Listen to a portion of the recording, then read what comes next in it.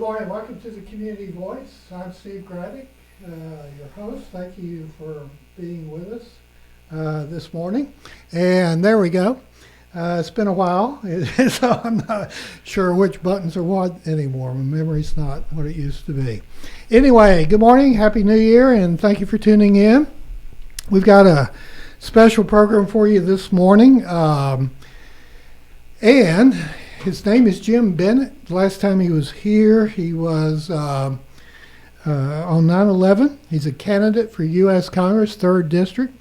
Website, jimbennett.us. Good morning, Jim. Good morning. Good morning, West Georgia. Oh, yeah, now I remember. You're the guy with the good voice. Well, that's just luck.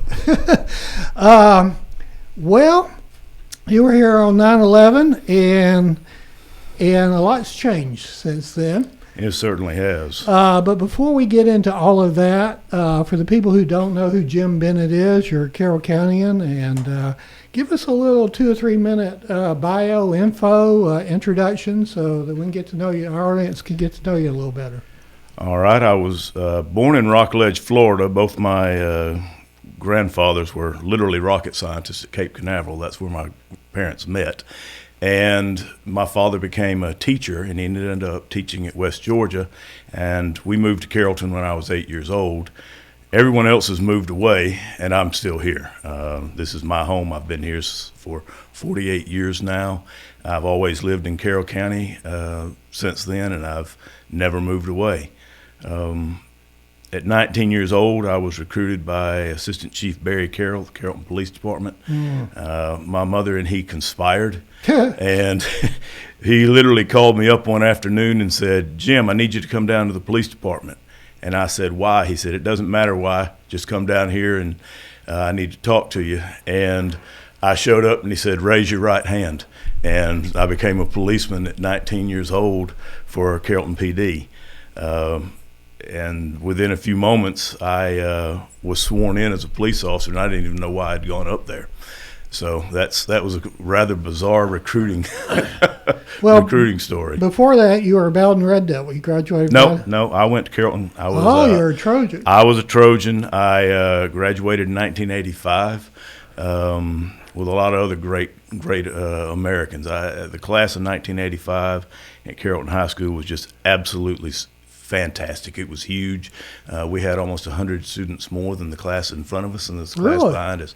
I don't know why. It was just a very large class, and I love Carrollton High School. So how many years were you a Carrollton police officer? I was a police officer from 87 to 93. 6 years? Obviously, yes. Obviously, I was a young person.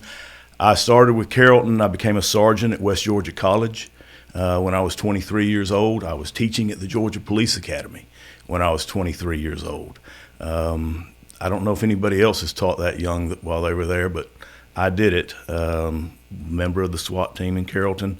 But, my wife was a police officer at the same time, and we were effectively starving to death. So somebody had to leave. Somebody had to leave law enforcement, and she's become a chief. She's a chief of police now, and where's she chief? She's chief at Columbus State University. Okay. In Columbus, she spends 4 nights down there and 3 nights up here. Right. She lives with a family down there that we've known since we were in high school. And then she comes home to me on the weekends. Mm-hmm. But after I left the police department, I went to work for Trentex in Bowden, worked for that in that plant until it burned down in 2008, which was fairly traumatic. We watched Trentex burn for 8 weeks. I sit there in my office, right out the window, smoke coming out of the rubble for 8 weeks. And I stayed with Carlisle Tire and Wheel, which is who Trentex was bought by. Stayed there for a total of 21 years. I became a global commodity manager was my title. I bought purchase finished goods and steel, about $100 million worth a year. And I like to say that I learned how to talk to and treat people when I was a police officer, protect and serve. And I learned how to deal with other people's money when I was in procurement while I was with Carlisle. Well, since you were here back on 9/11, a lot's changed. You were declared your candidacy to run against Drew Ferguson, but Drew Ferguson, the incumbent, has dropped out. What'd you do, scare him off? I don't know that I can claim total credit for Mr. Ferguson withdrawing from the race. I know that we were exerting pressure on him and that we changed his habits. To be honest, I believe that when Speaker McCarthy was deposed and he declared that he was going to leave Congress, that he was a good friend of Mr. Ferguson. And through Mr. McCarthy, Mr. Ferguson had a lot of great contacts. Mm-hmm. And of course, there are limits to how much Mr. McCarthy can collect, that conduit may have been severed. I don't know particularly why Mr. Ferguson. He says that he left to spend time with his family. I'll take him at his word. But I do know that while we were campaigning, he changed his habits. He usually was putting out a newsletter between 4 and 9 weeks. He'd put out a newsletter. Right before he was getting out, he changed it so that he was putting out his newsletter every week to 6 days. And he also changed what he was talking about. He started talking about the border way more because that's what we were talking about. He started talking about the economy and how we had to stop omnibus spending bills. These were exactly the points that we were attacking him on. So maybe bad polling could have possibly done it? It's extremely possible, but every time that he would say something about the border, I'd point out that he voted against it. And it had to have had an effect. Well, last week I called you and asked you if you want to be on the program again, and then sometime between last week and today, not the United States, Georgia State Senator, former Majority Leader Mike Dugan threw his hat into the ring. Yes, he did. How's that affect what you do or the race? Well, the race is completely different now. The race is going to be completely different, and I don't believe that Senator Dugan will be the last person that enters this race. He may not even be the last state senator that enters this race. Well, I know we've got a U.S. House rep, what's his name? David Jenkins, who's also running. He's a state rep as well. Right.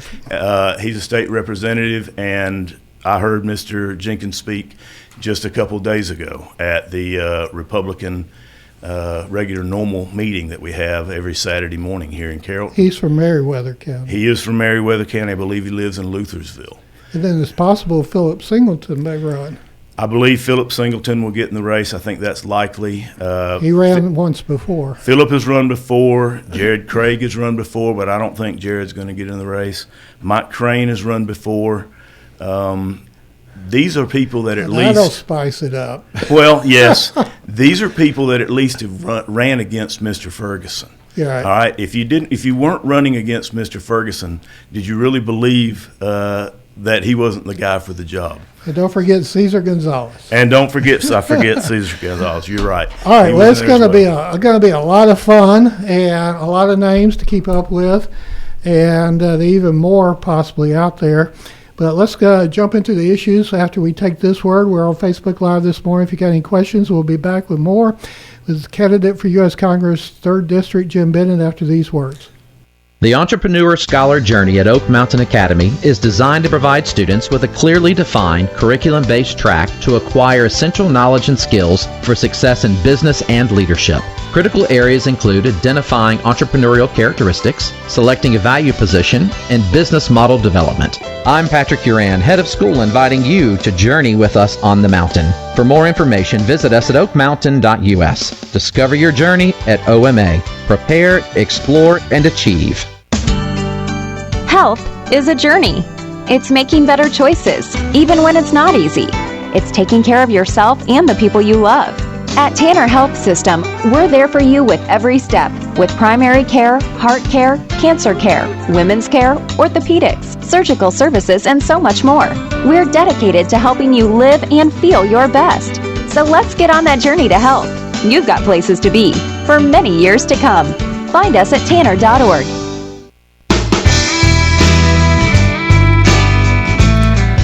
Good morning. Welcome back to the Community Voice. Jim Bennett, candidate for U.S. Congress, 3rd District. JimBennett.us is in studio.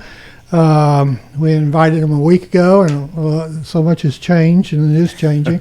But one thing that hasn't changed, unfortunately, you mentioned it earlier, is the open border policy of this administration. Figures vary somewhat, but conservatively, 8.3 immigrants have come across the border, resulting in 100 plus Americans dying of fentanyl annually, generally in the 18 to 34 year range, males primarily. Also, 100,000 children are missing. Yes, sir. And they're falling into, many of them, if not most of them, are falling into child sex trafficking areas, horrific. Also got 26,000 Chinese coming in through the country, walking across the border. So finally, this has gained some attention nationally. The House voted H.R. 2, but it seems to last May to deal with some of this, but the Senate compromise seems to be going nowhere. What should be done? Well, we have to immediately close the border, and we have to do whatever we have to do in Congress to force that border closure. I went to the border in November, early November. I traveled down there with a coalition of other congressional candidates, and we saw firsthand what was happening in Eagle Pass, Texas. The first day I got there, a day before most everybody else, and I drove around Eagle Pass that morning, and it just looked like a normal city. But as soon as the sun went down, people just emerged from everywhere, and where did these people come from? The next day we drove down to the border, and Texas had just gotten its first case where the government couldn't remove the barriers and the wire that Texas had put up, and literally overnight, Connex boxes had been placed upon the river's edge. And what you see, yes, the border is a massive national security risk. Hamas has been in South America and in Central America since 2012. This is an actual terrorist group that's operating in the Western Hemisphere since 2012, laundering money for drug cartels. And we're allowing this open border. So yes, it's a terrorist problem. It's also a social services problem. If you've got a welfare state, which is what America has become, you cannot have an open border or you're going to have millions of people trying to get in. So you have to close the border. But the biggest problem with the border, and by far, is the humanitarian crisis. I went down there thinking, oh my goodness, we must close this because of the national security issues, etc. But while I was there, I saw a young woman carrying a 2.5-year-old child across this river, and they were walking straight towards us. This woman was not big. Forgive me, it was emotional. I got angry.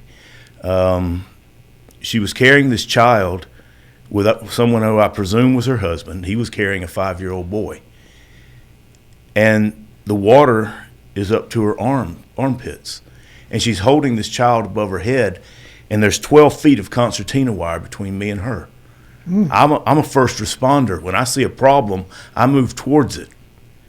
And I see this woman walking across this river, and it's not a slow river. And I'm sitting there hoping and praying that she doesn't step in a hole or she doesn't find a channel. Because if she does, this tiny woman, less than 100 pounds, is going to go underwater. And what happens to that child? And I can't get to them. And it was traumatizing. It upsets me. And then later that day, we went over to Piedras Negras. And we walked into Mexico, and we looked at it from the other side. And there's concertina wire in these Connex boxes, and these people are coming across that border and putting themselves in that much danger because there's been a magnet created in Washington, D.C. by Joe Biden's policies. They've created this policy that between 8 and 10 million people have entered this country. And in that time frame, we're having 100,000 deaths from fentanyl and methamphetamine. And if you just do the math, 8 million divided by 300,000, 100,000 per year for 3 years, you're looking at between 26 and 27 Americans dying for every illegal alien that's being allowed to cross that border. And allowed is the right word to use. They are fast-tracking the process, and that's what Mr. Mayorkas believes his job is. It's not to stop immigration, it's to facilitate it. For the sake of time, let's hit a couple more issues. Since the Reagan years, they are, even with the border crisis as it is, it seems like every federal election has been centered around the economy. Yes, sir. And, last time you were here back on 9/11, we talked about all revenue bills originated in the House, so the House has the power of the purse, as Yes, they sir. say. And yet we're facing nationally, food's up 20%, utilities up 24% in the last 3 years, and possibly the dollar no longer becoming the world reserve currency. We got $24 trillion in debt. The economy, 34 trillion. 34 trillion in debt. Why doesn't the House of Representatives use the power of the purse, just as we do as individuals and in businesses, that when we're overspending or too much in debt, we do something about it. We cut our spending.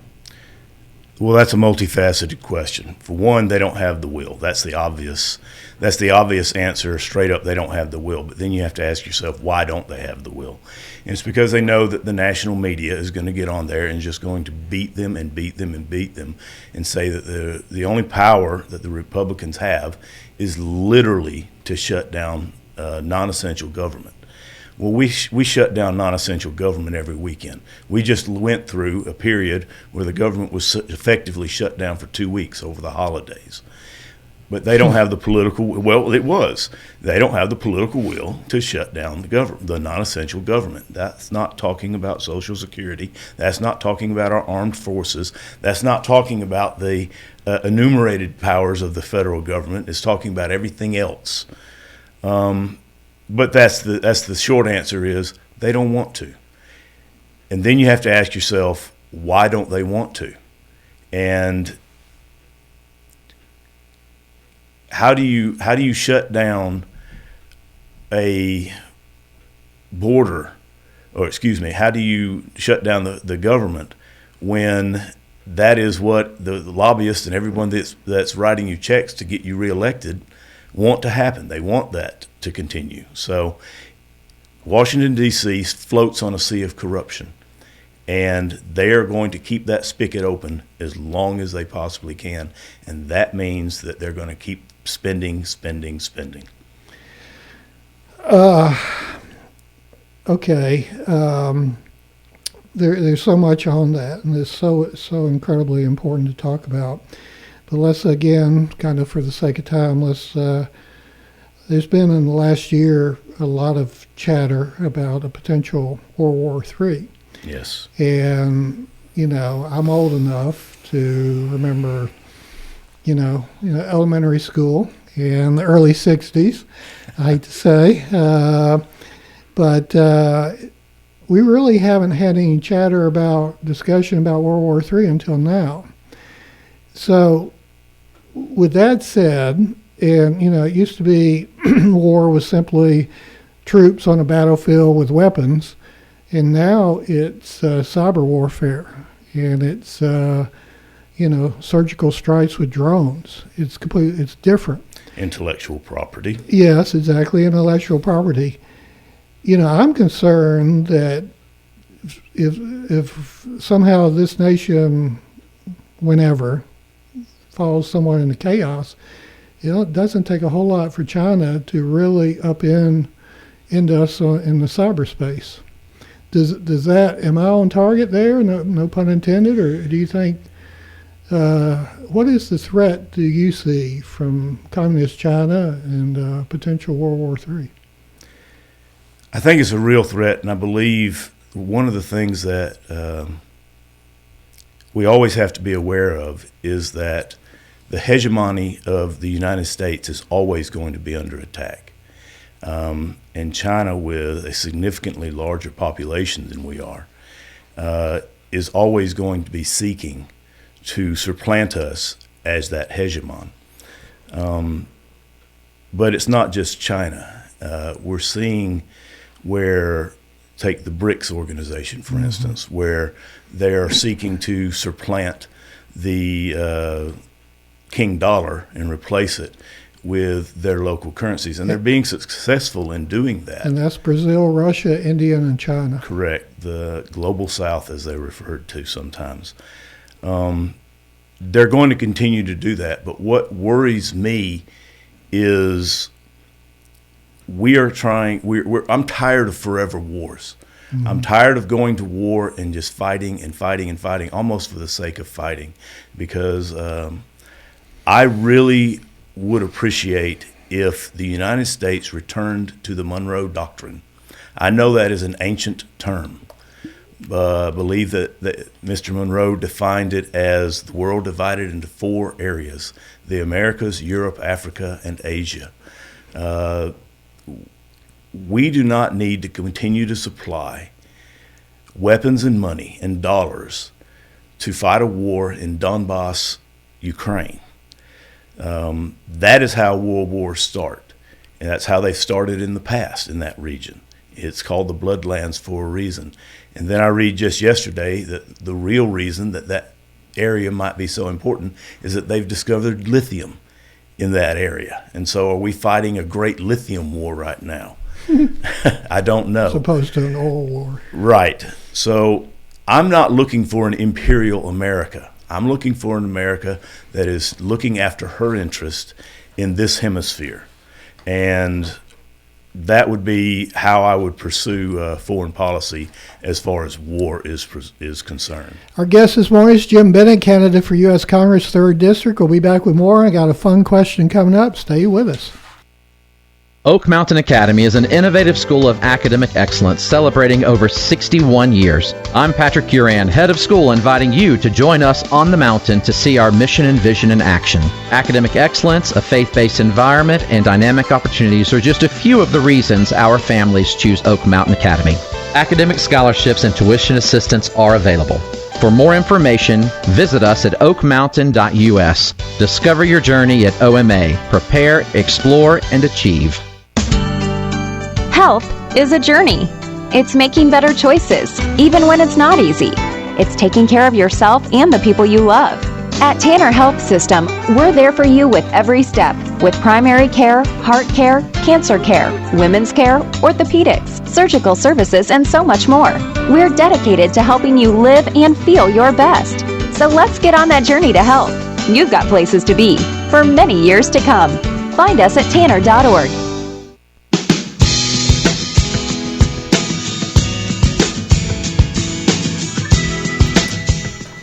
Good morning. Welcome back. Jim Bennett, candidate for one of the candidates now for U.S. Congress in the 3rd District, jimbennett.us. Last Friday, Joe Biden, in a fiery speech, said MAGA Republicans are a threat to democracy. Trying to remove your political opponent from the ballot and having him in prison, now, how is that not a threat to democracy? It absolutely is. They're absolutely denying Mr. Trump his First Amendment rights, and they're using lawfare to do so. In this case, the conviction is not the problem, it's the process.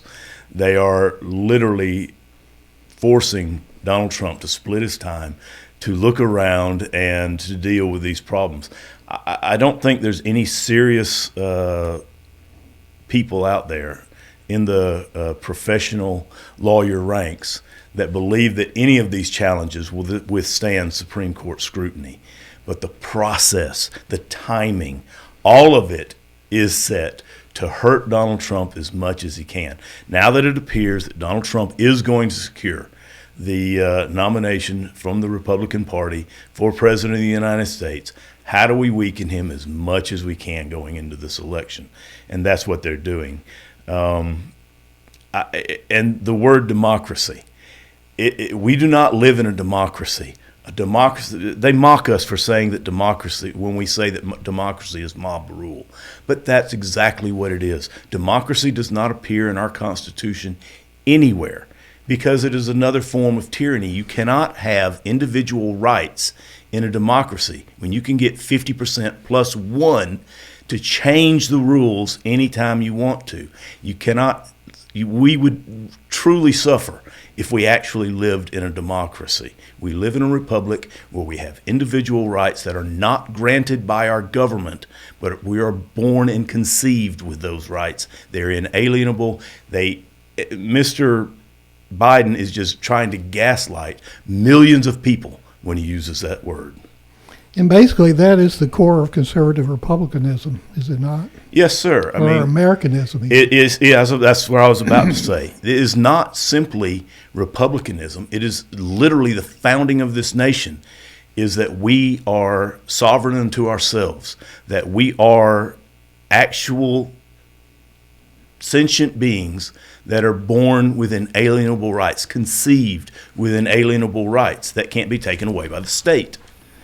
Someone just tuned in a few minutes ago. Why should they vote for Jim Bennett for U.S. Congress?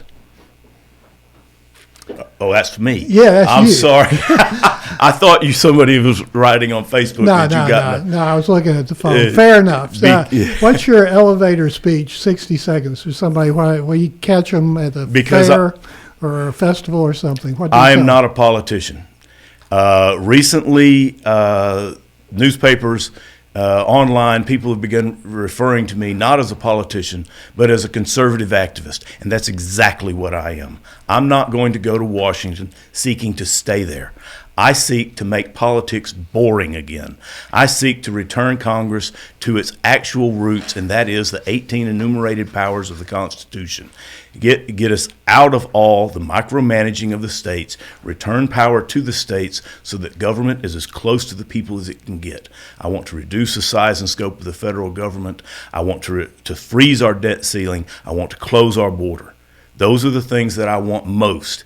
And if you elect me, and that's exactly what I'll work towards, and then after a couple terms, I will leave. I do not want to spend the rest of my life in Washington, D.C. I have a beautiful farm in southwest Carroll County that I absolutely love. That's my place, not Washington.